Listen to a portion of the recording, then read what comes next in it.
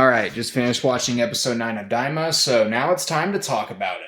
Starting with my overall score for this episode, on a scale of 1 to 10, I feel this episode is pretty deserving of an 8 out of 10 score. I still don't think it was as good as episode 8, but still, I liked episode 9, and I think it deserves to be up there as another one of my favorite Daima episodes so far. And I also think, like episode 8, I think that I preferred the first half of this episode over the second half of it, even though the second half was still really good, and I'll talk more about the second half later in this video. But yeah, the first half, I think, would be my favorite part of the episode. Like, I did like the whole plot point of Goku, Supreme Kai, Glorio, and Pansy all needing to spend the night somewhere, and like they stop at a hotel in which they're like trying to protect the Dragon Ball, which is like stolen from these villains later on in the episode. And yeah, I like the first half of this episode. I really like the first half of this episode. I think there's some pretty funny jokes they gave us in the first 10 minutes of the episode, like, for example, Pansy like wanting to take a shower somewhere and sleep in an actual bed instead of like going somewhere to camp for the night, like what Supreme Kai was suggesting, and Goku like wearing like that bear hat and also needing to wear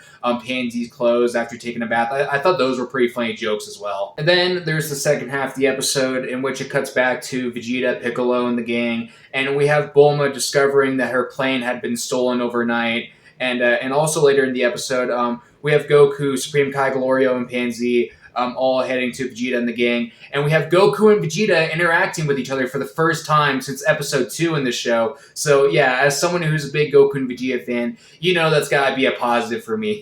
Yeah, also later on this episode, we have Vegeta getting into this cool fight with these guys that he got into drama with at a bar last night. And if I remember correctly, there were also the guys who stole Bulma's plane. So yeah, those guys get into a pretty cool fight with Vegeta.